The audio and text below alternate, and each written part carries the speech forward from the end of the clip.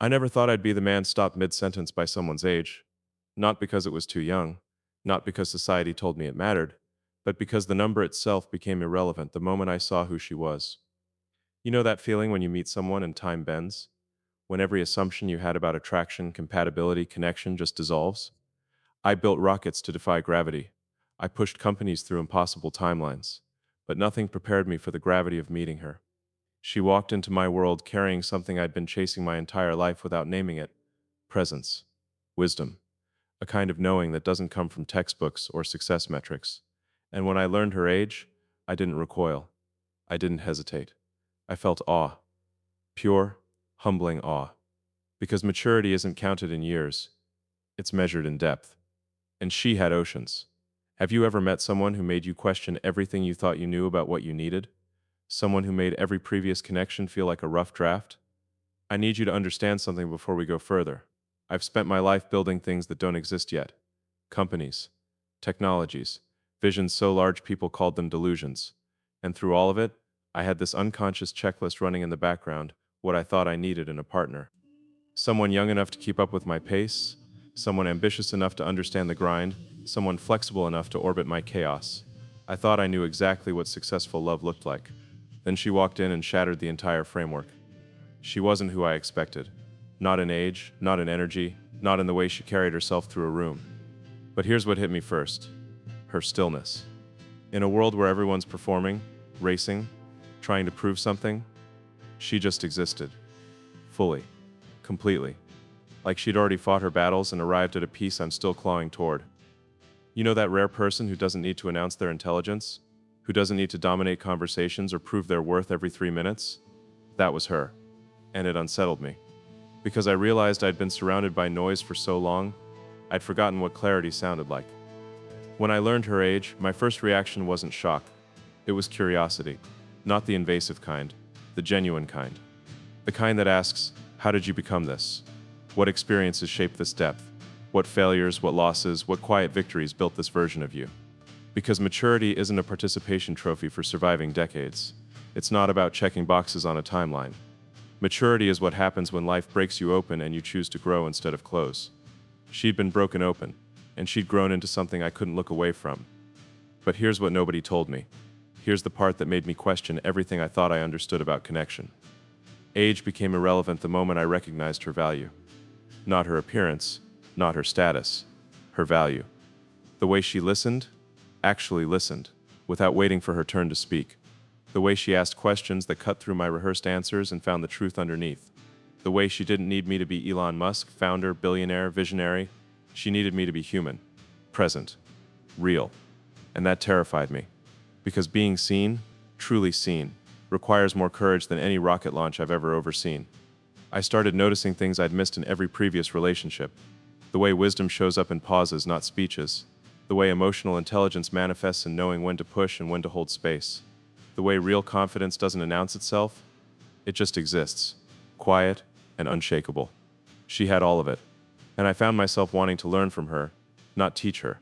Wanting to sit in her presence, not drag her into my timelines. For the first time in my adult life, I wasn't trying to mold someone into fitting my world. I was trying to understand hers. Tell me, when was the last time someone made you want to slow down instead of speed up? Because that's what she did. She became this timeless clock in my life, not counting minutes or measuring productivity, just existing as a reminder that depth can't be rushed, that connection can't be hacked, that some things require you to simply be present, no shortcuts, no optimization strategies. And I'm a man who's built empires on efficiency. But with her, efficiency felt like a betrayal. Like trying to speedrun intimacy would only prove I'd learned nothing. I remember one conversation we had. Late night, just the two of us. I was explaining some project, some problem I was solving, and mid-sentence she stopped me. Not aggressively, just gently. She said, "You're telling me what you're doing. I want to know how you're feeling." And that question, so simple, so direct, it cracked something open in me. Because I'd spent years training myself to lead with logic, to suppress vulnerability, to treat emotions like inefficiencies to be managed. And here was this woman, older, wiser, asking me to do the hardest thing I know, feel openly. That's when I understood what I'd been missing. Not someone to impress, not someone to fix or save or build up, but someone who'd already done her own building. Someone who stood on her own foundation and invited me to do the same. Someone whose age wasn't a number, it was a testament. Evidence of battles fought, lessons learned, perspectives earned through living, not theorizing. And that's when everything I believed fell apart, because I realized attraction isn't about matching timelines. It's not about being the same age, the same generation, the same cultural reference points. Attraction, real attraction, is about resonance. It's about finding someone whose frequency matches yours, regardless of when they were born. It's about recognizing in another person the qualities you're still trying to develop in yourself. Patience, presence, peace. She had them. I didn't. And instead of feeling threatened or inferior, I felt grateful. Like I'd been given a blueprint for who I could become if I stopped running long enough to grow. Look at me when I say this. Society will tell you that age gaps matter, that generations can't understand each other, that compatibility requires matching life stages. And maybe for some people that's true. But for me, her age became the very thing that made her irreplaceable. Because those extra years weren't just time, they were transformation. They were proof that she'd walked through fire and come out refined. That she'd faced her demons and made peace. That she'd learned what mattered and what didn't, and she wasn't wasting energy on the didn't anymore. I've built companies worth billions. I've put cars in space. I've stood on stages and promised impossible futures. But none of it prepared me for the humility of sitting across from someone who'd outgrown the need to prove anything.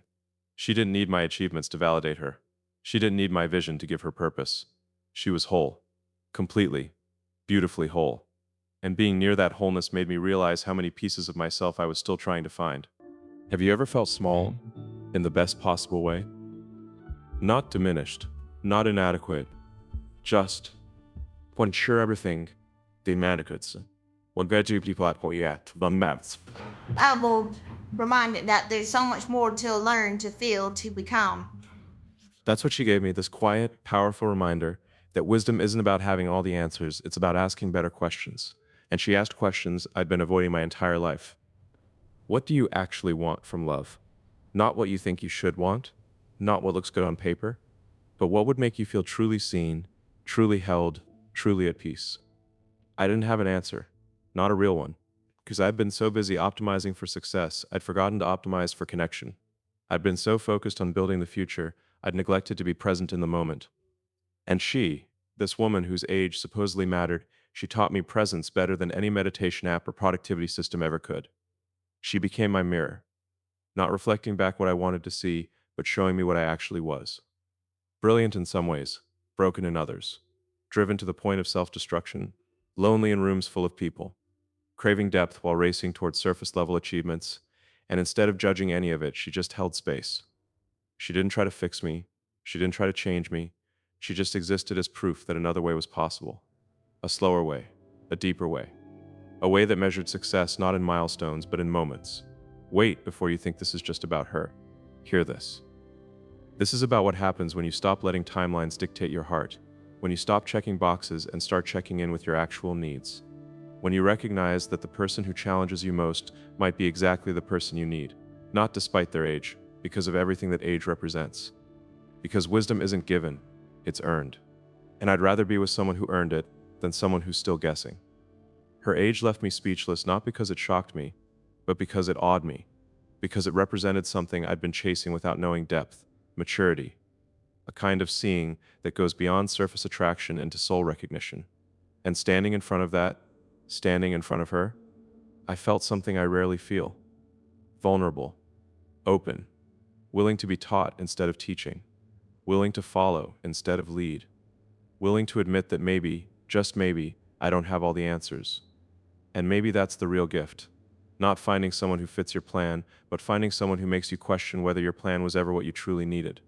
Let me tell you what happened when I stopped trying to categorize her, when I stopped measuring her against some invisible standard I'd built from past relationships, past assumptions, past versions of myself who thought they knew what they needed.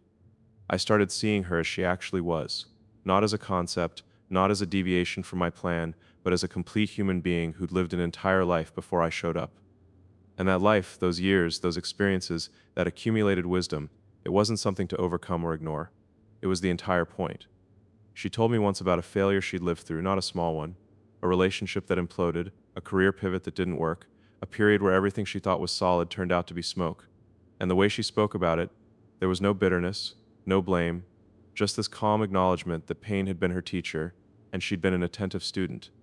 I've failed publicly. I've had rockets explode on launch pads. I've had companies nearly collapse. But I'd never heard someone talk about failure like it was sacred, like it was necessary, like it was the very thing that carved out space for wisdom to grow. That's what her age represented. Not just time passing, but time used, time invested in becoming. And I found myself jealous in the strangest way, not of her past, but of her relationship with it. Because I carry my failures like burdens, like evidence that I'm not enough, not fast enough, not perfect enough, but she carried hers like credentials, proof that she'd lived fully enough to break and healed intentionally enough to rebuild stronger. You want to know what that does to a man like me? A man who's built his identity around being the smartest person in the room? It humbles you. It reminds you that intelligence without wisdom is just processing power without purpose. And she had purpose. Not the kind you announce, not the kind you build empires around, but the quiet, anchored kind that doesn't need external validation to exist. But here's what nobody told me about connecting with someone older. It exposes every immature pattern you've been hiding. Every time I wanted to rush, every time I wanted to solve instead of listen, every time I brought ego instead of openness. She didn't call me out, she didn't need to. Her presence alone revealed the gaps, the places where I was still performing instead of being, the moments where I was so busy trying to impress her, I forgot to actually connect with her. And that awareness, that confrontation with my own emotional immaturity, it stung. But it also awakened something. I started asking different questions. Not what do I want from this, but who am I becoming because of this? Not does she fit my life, but am I mature enough to appreciate hers? And those questions, they don't have easy answers. They require you to sit with discomfort, to admit that maybe your vision of perfect compatibility was too small, too safe, too built around avoiding the very growth you actually need. She challenged me in ways no board meeting ever could. Not with aggression, not with demands, but with her simple, steady existence as someone who'd figured out things I'm still learning. How to be alone without being lonely. How to want someone without needing them to complete you. How to love deeply while maintaining your own wholeness. These weren't theories she studied. These were truths she'd earned by living them, testing them, sometimes failing them, and trying again with more awareness. Tell me, have you ever met someone who made your ambition feel loud? Because that's what happened. All my drive, my relentless pushing forward, my need to conquer the next impossible thing, it suddenly felt like noise. Not bad noise, not wrong noise, just nom nom nom nom. In contrast, her stillness felt like music, like the kind of depth you can only hear when you stop talking long enough to listen. I'm not saying ambition is wrong, I'm saying I'd confused it with worth for so long I'd forgotten that presence is its own achievement. We'd sit together, and I'd catch myself about to check my phone, about to pivot to the next problem, about to treat our time together like another meeting on my calendar. And she'd just look at me, not disappointed, not judging, just seeing me, really seeing me. And in that gaze, I'd remember why I was there. Not to optimize, not to strategize, but to simply be with another human being who'd chosen to share her time with me. Her precious, finite, irreplaceable time. That's when I understood the timeless clock metaphor differently. It wasn't about her age being irrelevant. It was about her teaching me that real connection exists outside time, that the moments that actually matter can't be measured in minutes or scheduled in calendars. They happen in the pauses, the silences, the spaces between words where understanding grows without being forced. And she was a master of those spaces. She knew when to speak and when to let silence do the work. I've negotiated billion-dollar deals. I've convinced skeptical investors to fund impossible ideas. But I'd never learned the language of emotional patience, the kind that doesn't push for resolution, the kind that lets discomfort exist without rushing to fix it, the kind that trusts the process even when the outcome isn't clear. She spoke that language fluently, and watching her navigate complexity with such grace, it made me realize how often I'd been forcing outcomes instead of allowing them to emerge. Look at me when I say this. Her maturity didn't make her less attractive. It made her magnetic. Because there's something deeply compelling about being around someone who's already done the work, who's faced their shadows and integrated them, who's learned what they will and won't tolerate, not from arrogance, but from self-respect. I've been around people who perform confidence, who fake certainty to hide doubt. But she had the real thing, quiet, unshakable, earned through years of choosing herself even when it was hard. And that's when everything I believed fell apart again. Because I realized I'd been dating potential my entire life, looking for someone I could help become something, someone I could mentor, guide, shape. Not because I'm controlling, but because it felt safe. Because being the teacher meant never having to be the student. because investing in someone's future meant never having to face my own present. But she didn't need my guidance. She didn't need my rescue. She was already whole, already complete, already living at a frequency I was still trying to reach. And instead of that threatening me, it freed me. Because for the first time, I didn't have to be the strong one, the one with all the answers, the one holding everything together. I could be uncertain, confused, still figuring it out, and she wouldn't love me less for it. She wouldn't see it as weakness. She'd see it as honesty, as the beginning of real intimacy. Have you ever felt safe enough to stop performing? To stop being the version of yourself you think you're supposed to be and just exist as you are, messy, incomplete, still growing? That's what she gave me. Permission to be human, not superhuman, not the myth, just a man trying to understand what connection actually means. I remember asking her once what she wanted from me, expecting some list of needs or expectations, and she said something that stopped me cold. I want you to be present. That's it. Everything else is negotiable. Present. Such a simple word, such an impossible practice. Because presence requires you to abandon control, to stop planning 3 moves ahead, to stop treating every interaction like a problem to solve. And I'd spent decades optimizing for control, building systems, creating predictability. And here was this woman asking me to release all of it and just permitting it, and as you can see, that terrified me. Because being present meant being vulnerable, meant admitting I don't have it all figured out, meant showing up as I am, not as I project. But it also excited me, because I'd been exhausted from performing, tired of being the vision, hungry for something real, even if it was messy, especially if it was messy. Because mess means you're actually living, not just executing a plan. Her age became this beautiful paradox. She was older, yes, but in many ways she was younger than me, more open, more curious, more willing to explore without needing guarantees. Because she'd already survived uncertainty. She'd already faced the worst-case scenarios and lived to tell about it. So risk didn't scare her the way it scared me. Emotional risk, I mean. The kind where you open your heart not knowing if it'll be held or dropped. And watching her move through the world with that kind of courage, earned courage, not reckless courage, it inspired something in me. Not to copy her, but to do my own work, to face my own patterns, to stop hiding behind achievement and start showing up as a person, a flawed, growing, sometimes scared person who's trying to figure out how to love without losing himself. Wait, before you think age doesn't matter at all, hear this. Age does matter, but not the way we've been taught. It matters because it represents experience, depth, perspective, time spent learning what's real and what's performance. And in her case, those years had refined her into someone I couldn't look away from. Not despite her age, because of everything those years had made her. There's a moment you never forget. The first time you realize you can't keep doing love the way you used to. It doesn't happen in an explosion, it happens in silence. In the pause after a conversation that felt too honest to hide behind charm. In the look someone gives you that says, I see you, and you know they mean all of you. The light, the ego, the fear. That was her gaze. And what it reflected back wasn't judgment or fascination. It was truth. Unfiltered, unwavering truth. Do you know how unnerving it is to be truly seen when you've spent your whole life building walls made of vision and momentum? She didn't climb them. She dissolved them just by being still. It's strange how stillness can feel like motion when you're not used to it. The first few weeks with her felt like driving a rocket through atmosphere, then suddenly cutting the engines and realizing space is silent. No noise, no drag, just existence. And that terrified me, because in silence, things echo. Your own voice, your own fears. I'd spent decades surrounded by people who celebrated what I did, not who I was. She reversed that equation. She cared about the man behind the machine, and being seen that way felt more vulnerable than any failure could. She'd say things like, slow down, let me catch you before you fly off again.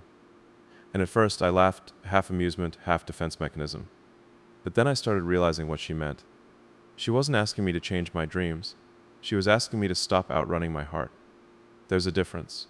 Slowing down doesn't mean giving up. It means aligning your pace with your purpose. And for the first time, I had to ask myself, what good is conquering the future if you can't feel the present? But here's what nobody told me. The hardest part of meeting someone wiser than you isn't admiring them. It's accepting what their wisdom exposes. She could see the corners I avoided in myself, the places where ego masqueraded as confidence, the subtle insecurities I'd buried under achievement.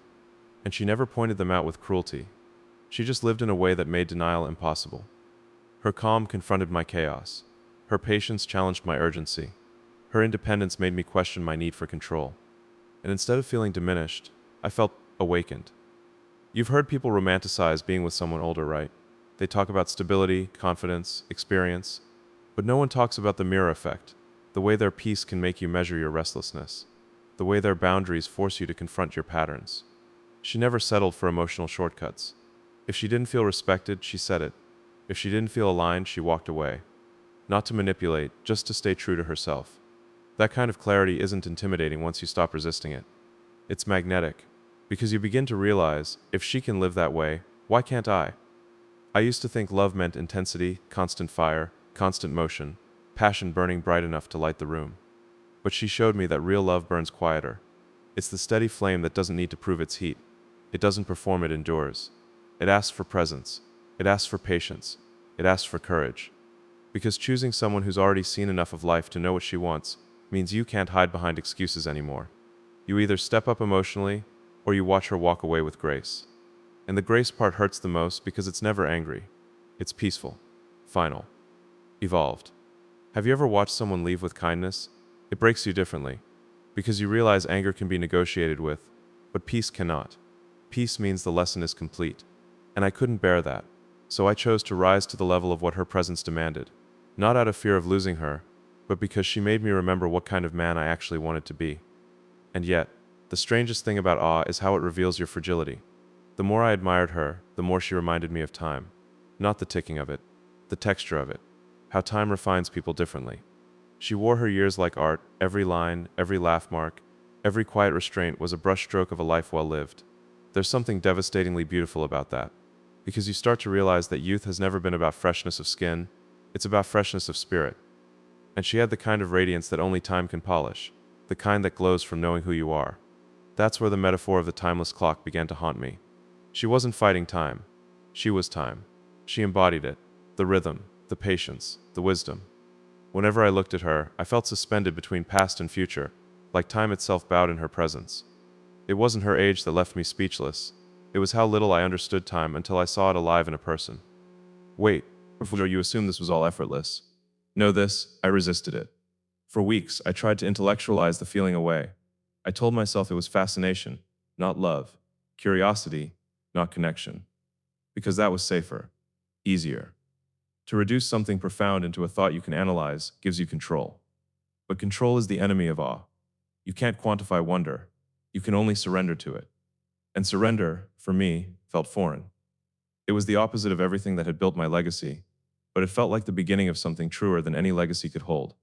She had a way of making small moments feel infinite. When she spoke, there was no filler. Every word seemed measured, chosen with intention.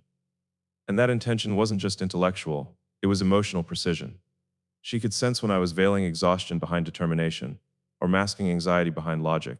And instead of confronting me, she waited. That's rare. Most people demand clarity. She offered space. And in that space, I began to untangle myself. Like each moment with her slowed the orbit of my mind until the noise stopped and the signal emerged. That's when something inside me broke. But gently. I cried once in front of her. Not for her. For me. Not because something bad happened, but because something healed that I didn't know was broken. And she didn't try to console me. She didn't fill the silence. She just reached across, placed her hand on mine, and said, "You never had to be perfect to deserve peace." That line stayed with me. Because when you build your worth on output, perfection feels like oxygen. But when someone older, someone wise, tells you imperfection can coexist with love, you finally exhale. Do you know what that kind of safety feels like? It's like re-entering Earth's atmosphere after being in space too long. There's resistance, heat, friction, but then there's gravity again. And gravity is grounding. That's what she gave me. Not floating excitement, grounding. Real belonging doesn't thrill at anchors. It holds you in a reality that asks for honesty, not performance. I began to notice how she moved through conversations that would have turned into arguments with anyone else. She listened, not passively, but fully. She didn't prepare her rebuttal while I spoke. She listened until I finished. Sometimes she'd pause before answering, as if translating emotion into language. That pause, that 1 second of conscious translation, taught me more emotional intelligence than a decade of leadership workshops ever could. Because emotional maturity is not a speech, it's a silence filled with empathy. And here's the twist I didn't expect.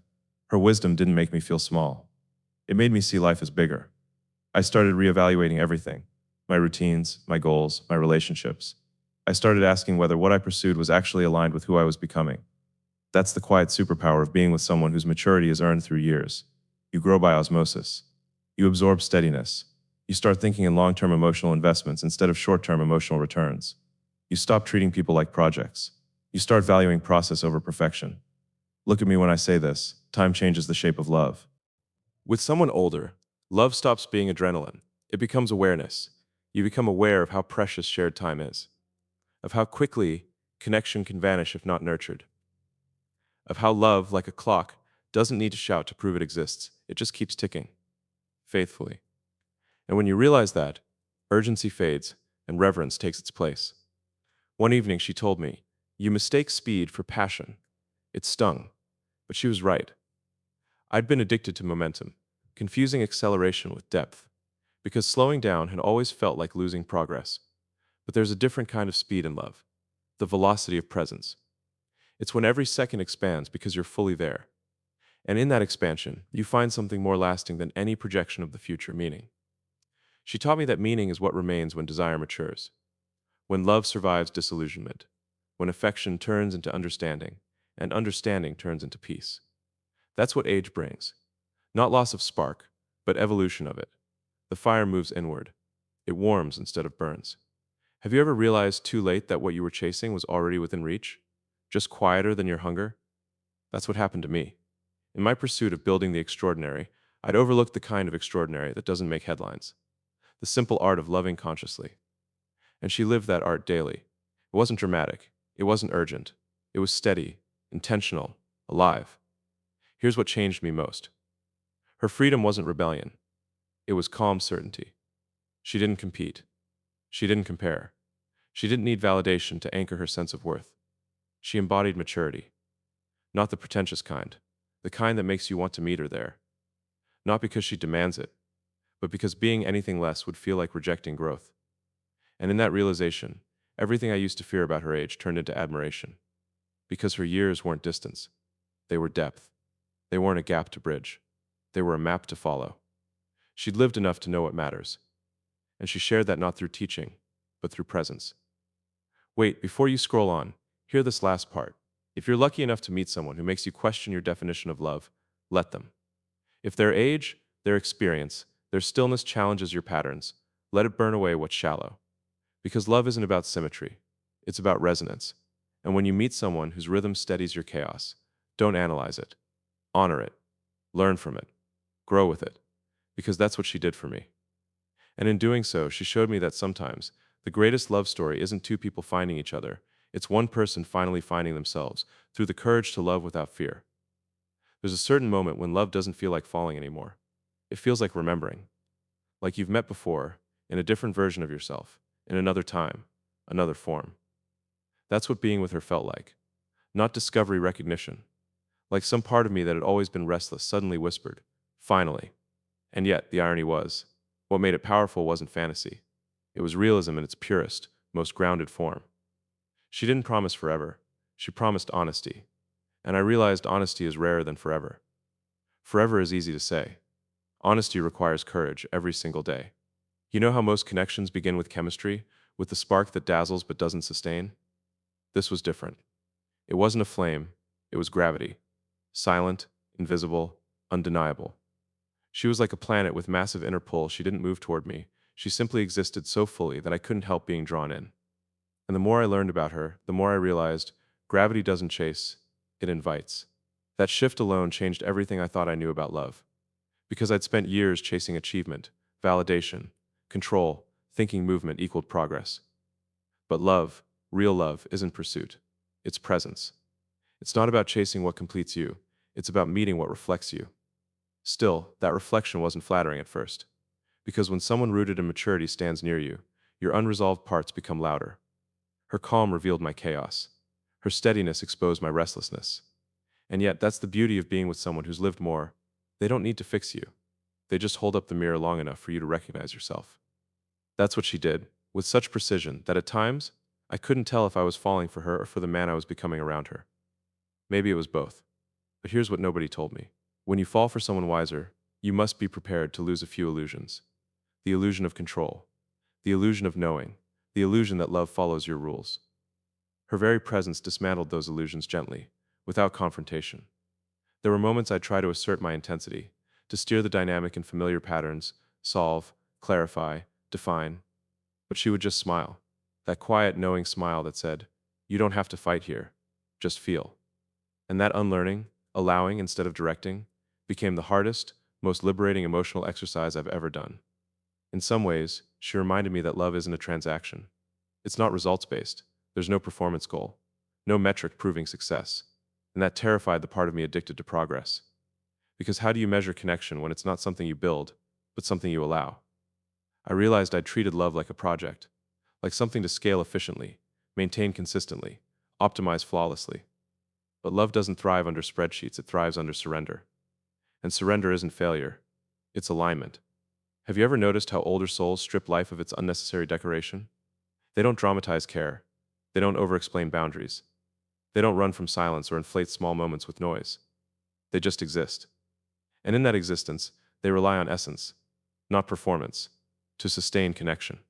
She taught me that love didn't need constant stimulation to survive. It needed quality attention, focused awareness. The kind that says, "You have all of me right now." And when you experience that kind of attention, you realize how starved the modern world is for it. So here's where everything shifted again. Time stopped meaning the same thing. With her, minutes slowed down. Hours felt full. Every touch, every conversation, every glance felt like a universe compressed into a breath. She made ordinary moments feel sacred, not because they were grand, but because she was fully there. That's when I began to truly understand the timeless clock. It wasn't a metaphor about her age. It was about how she carried time. She was time embodied, centered, patient, eternal. I remember one morning, the light catching strands of her hair, her half smile fading between thought and presence. She said, "People fear getting older because they think it means less life. But what if it means more depth?" I didn't answer right away, because it hit me. Depth is what I'd avoided. My ambition had always been vertical, more, higher, faster, but never deeper. And depth requires stillness, listening, vulnerability, things that terrify people who measure worth by forward momentum. Being with her recalibrated my definition of success. Suddenly, it wasn't about building more. It was about building meaning. And meaning, I learned, requires wisdom. Not data, not metrics, but wisdom, the integration of everything you've lived, turned into quiet confidence. That's what her years gave her. Not superiority, but perspective. When conflict arose, she didn't panic. When silence stretched, she didn't rush to fill it. When vulnerability surfaced, she didn't withdraw. And that kind of calm resonance, it reshaped me.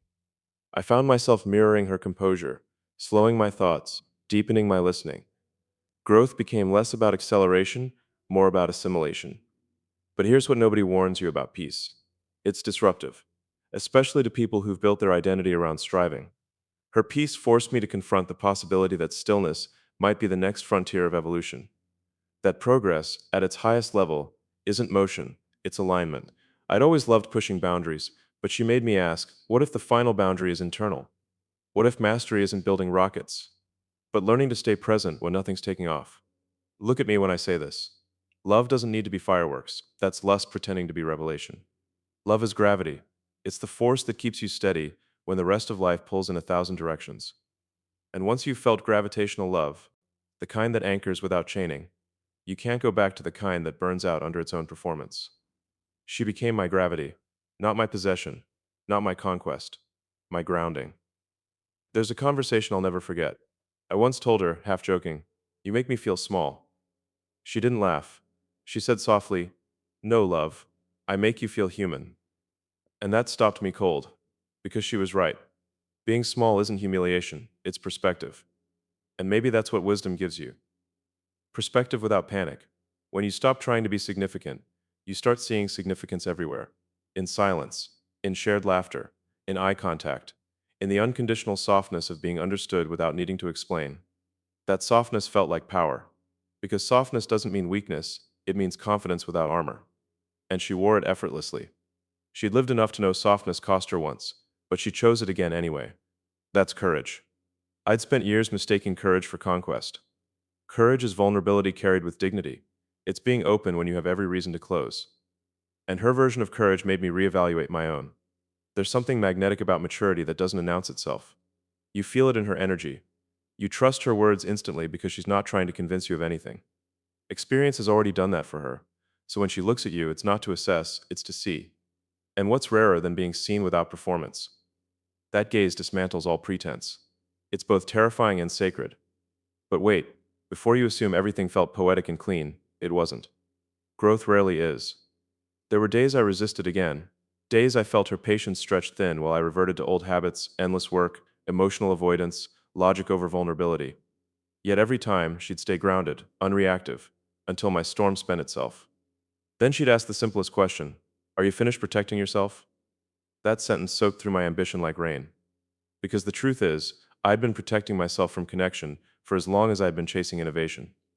It takes unbelievable courage to admit that the very armor that built your empire is the barrier keeping you from love. Her presence taught me emotional accountability. She never blamed, she never shamed, she just observed, and her observation alone was enough to awaken guilt. Not the destructive kind, but the self-correcting kind. I found myself wanting to do better, not because she demanded it, but because her energy made anything less feel like self-betrayal. When you meet someone like that, love stops being a feeling and becomes a mirror. It reflects you until you either look away or rise. Have you ever felt yourself growing in real time? It's not cinematic, it's quiet. It's the subtle shift where ego starts surrendering to purpose, where the impulse to argue gives way to the desire to understand, where the instinct to win fades into the intention to connect. That's what being with her did. Every moment became both lesson and gift. I began to see her age not as distance but as depth. Years aren't walls between people. They're layers of meaning you can dive into if you have the humility to listen. And she was layered in ways that fascinated me endlessly. Her stories carried both heartbreak and humor. Her memories weren't nostalgia, they were wisdom disguised as anecdotes. And every insight she shared opened new chambers in my own thinking about humanity, purpose, and peace. Here's the twist nobody warns you about when you truly love someone like that. You start realizing how chaotic you've become chasing everything but yourself. You start craving simplicity, a slower dinner, a genuine conversation, the smell of morning coffee shared without checking the clock. That's when I knew this wasn't infatuation, it was evolution. Because the right person doesn't add noise to your life, they tune it. The ironic truth? Her age stopped mattering the moment I saw how young her spirit was. She believed in curiosity more than comfort, in growth more than complacency. That's the duality of real wisdom. It carries both calm and wonder. She could talk about philosophy one minute and laugh like a teenager the next. That elasticity of soul, that ability to be serious and light at once, that's what experience grants when it's processed through love instead of regret. Wait, before you scroll past, hear this last part clearly. If you ever meet someone whose presence brings out both your humility and your greatness, don't run. That's not threat, that's transformation. It's rare to find someone who holds up a mirror that doesn't distort, who shows you both your brokenness and your brilliance in the same reflection. Most people show you one or the other. She showed me both. And that's how I knew it wasn't an accident, it was alignment. Because love, at its highest form, isn't meant to complete you, it's meant to awaken you. And sometimes, the person who awakens you doesn't arrive when you expect, doesn't look how you imagined, doesn't fit the narrative you wrote. They appear when time finally decides you're ready to grow. That's what she was. A reminder that time doesn't take from you, it refines you. And the people who've lived through more of it, they carry the wisdom to teach what endurance feels like. Her age left me speechless not because it shocked me, but because it dismantled every myth I'd been taught about love, success, and time. She became living proof that wisdom doesn't slow love down, it deepens it. That maturity doesn't dull adventure, it clarifies it. And that connection, when real, isn't bound by age, it's bound by awareness. It's what happens when two souls meet at the same frequency, regardless of their clocks. There's a particular quiet that settles in when you finally stop resisting what's meant for you. It's not euphoria, it's not dramatic revelation. It's clarity, clean, calm, and quietly humbling. That's what my connection with her became. The longer I knew her, the less it felt like something to analyze and the more it felt like something to honor. And maybe that's what wisdom does. It teaches you reverence, not worship, but respect for the gravity of another person's existence. In the beginning, I thought my admiration was intellectual. I admired her composure, her restraint, her decisiveness. But as time deepened, I realized it wasn't admiration, it was surrender. I didn't want to study her or figure her out. I wanted to learn from her. And not just through words, but through presence. You can't fake presence. It's the rawest proof of emotional maturity. When someone's fully there with you, body, mind, soul, you feel it. Their calm changes the air. Their patience rewrites your nervous system. And she did that without ever trying. She told me once, People mistake chemistry for connection because both feel electric. But connection doesn't fade when electricity does. That sentence lodged itself in me. Because I'd built my whole life chasing electricity moments of intensity, flashes of brilliance, bursts of adrenaline. But connection, as she described it, wasn't a spark. It was current, constant, steady. The kind that keeps the lights on, not the kind that sets things on fire. But here's the twist. Steady love isn't easy when you've built your identity on movement. I didn't trust stability. It felt foreign, almost lazy. My life was engineered around velocity, and stillness threatened the illusion that speed equaled purpose. But she showed me another kind of momentum, the internal kind, growth that's quiet, evolution without spectacle. She said stillness doesn't mean you've stopped, it means you've arrived. Tell me, when was the last time you allowed yourself to arrive? Not succeed, not achieve, just arrive. To look around and say, this moment is enough. I hadn't done that in decades. Even my happiness had conditions. Something achieved, something built, something proven.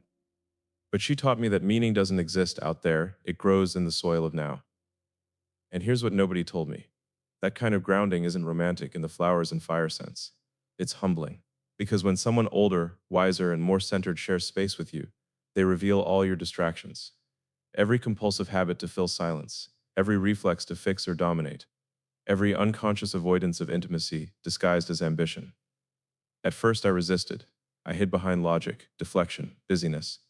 But her calm gaze dismantled all of it. Slowly, gently, unnegotiably. It's strange how love disarms the parts of you that war can't. Her kindness did what pressure never could. It recalibrated me. Power had always been my language, the power to invent, to build, to lead. But she taught me another form, the power to sit still and feel deeply, to watch something unfold without steering it, to trust that care doesn't need to be earned through exhaustion. There was one afternoon I remember vividly. We were watching the light change through the window, silence between us. Not awkward, just alive. And she said, you know what I love about time? It's impartial. It reveals everyone eventually. I looked at her, unsure what she meant. She smiled faintly. The impatient stay loud. The wise go quiet. That hit me harder than I expected, because I'd been loud my entire life, sometimes not in sound but in energy. Always pushing, always declaring, always striving. Silence had always scared me. It felt like invisibility. But she showed me that silence isn't the absence of meaning, it's the womb of it. That's where truth gestates, and only those who've lived enough can sit comfortably in it without needing to fill it with noise. Have you ever been around someone whose silence speaks louder than your words? It's disorienting at first.